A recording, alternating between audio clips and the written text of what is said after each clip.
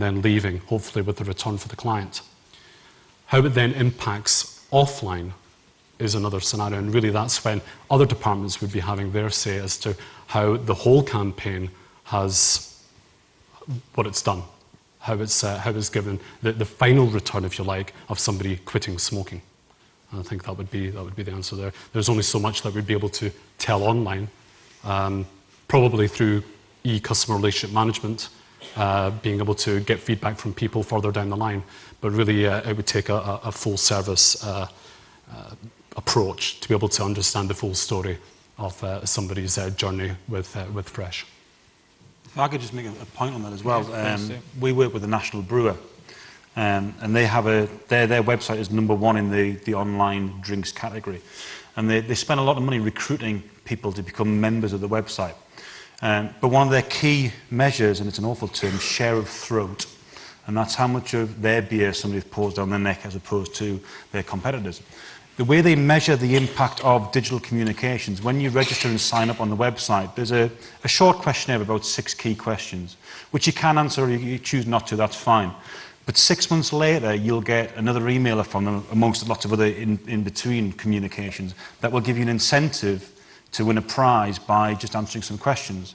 And it's the same as 6 questions that you answered 6 months ago, but because consumers do have short attention spans, they do answer it quite readily, and we can actually measure how much of that our client's brand has been increased in terms of share of throat over a 6-month period. And then because we've got good segmentation, we can say, well, okay, the biggest increase came from the consumers that got 5 emailers and a direct mail campaign. Or it might be that actually the consumers that didn't get the direct mail campaign actually drank more. So you can, just through online communications and measurement, look at how you can impact upon brand advocacy over time.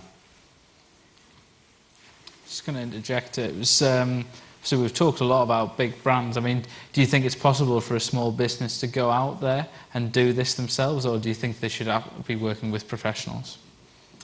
Well, to do online marketing, I think you have to work with professionals unless you're willing to invest the time as an individual to educate yourself about it. Because the number of times we work with small business owners, and what we're doing is clearing up the mess that they've fallen into. And it's invariably after they've blown £1,000 on Google AdWords and got nothing from it. And you walk in there and mention quality score, and they go, what the hell's that? And you explain what quality score is, and they're like, oh, geez, I never knew anything about it. So it is a case of working with the professionals unless you're willing to educate yourself. I think that there are exceptions. That's where social media comes in.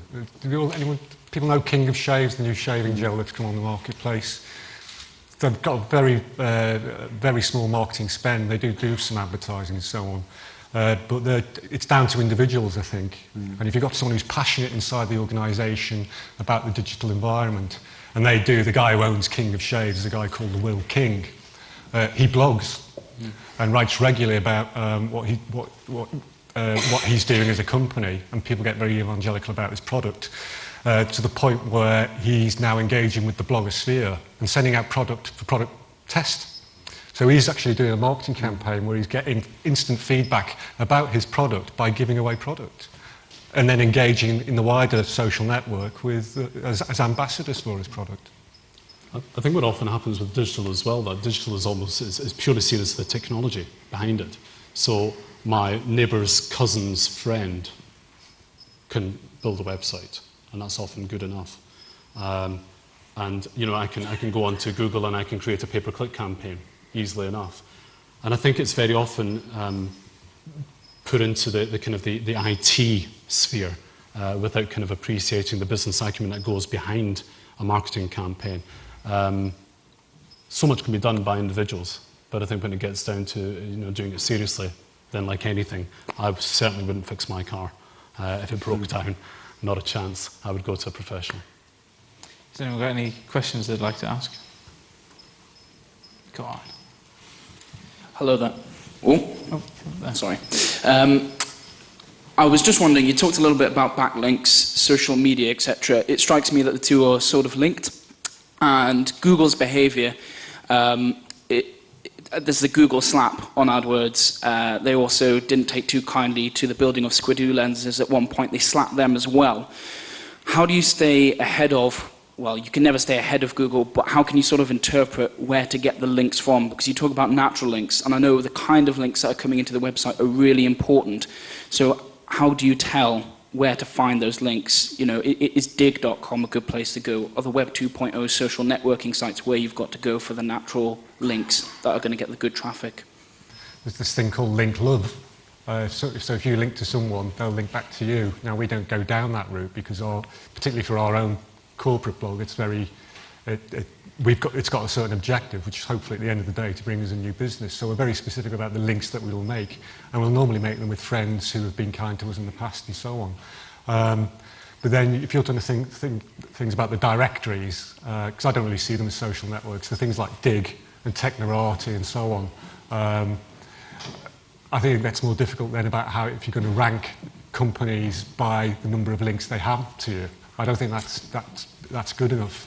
I think it probably works better in terms of search engine optimization. If you've got a lot of links coming into your site and going out to it, it pushes you up. Is that fair? Kev, what do you think? Yeah, I mean, outgoing links can help. Things like Dig, they're great if you know the right kind of content to send to them.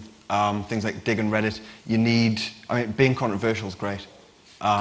Stick it online, stick it on Dig, and you get masses of links. You can then send that link power through your site to raise up certain other pages. But generally, just being beneficial to any industry will get links naturally from important people. Another thing I would say is also using an RSS feed.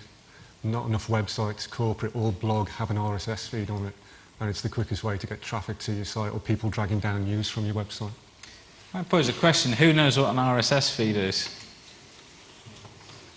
I'd define it as really simple syndication. So if you've got a news feed that's being put up onto your website, you've probably all seen that little orange box on the BBC website that if you press on it, it allows you to set up an RSS read or a dedicated website where you can aggregate all those news websites or bloggers that you're interested in reading. Is that a decent definition? Yeah. I do.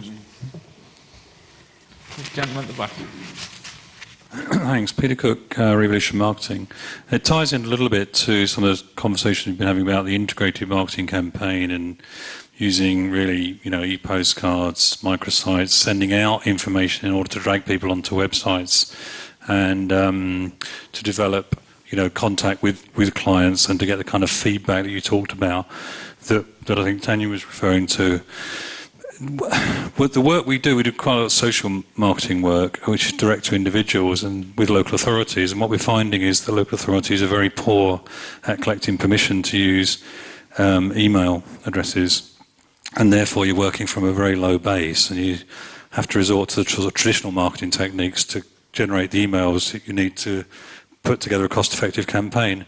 Can I just ask the panel's view on the issue about the kind of data protection, the fact that you need the permission first on a social marketing campaign? Would they feel comfortable about sending out an email with an unsubscribe option without the permission? I mean, fundamentally, this is one area, because I'm a direct marketeer by trade, so the data protection act sort of followed me all the way through my working career. Lots of clients we've had conversations with have asked about list hygiene, list legalities and using lists. Fundamentally, I would never ever send an email marketing campaign to a list that hadn't had double opt-in subscription to it. It's best practice. It's keeping you ahead of the law a little bit. And the reality, when somebody opts in to receive email marketing and that list becomes commercially available, they haven't opted in to receive email marketing from you. They've just unfortunately been scammed onto some list, and their inbox is probably getting filled daily with unsolicited messages from companies they've never heard of. It's a difficult one because we're all after good data, but the best starting point, I think, from a campaign, if you've got a small base, is run a campaign to build data using that small base as a starting point. So give an incentive to those that have opted into your campaigns to say, look, are there any friends and family that you think might be interested in what we have to offer?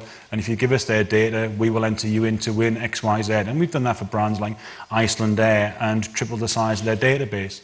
But then measurement comes into it. When you start communicating to these opted-in new email addresses, what's the return you're getting on those? Because they are at a lower level in terms of quality because of their source of coming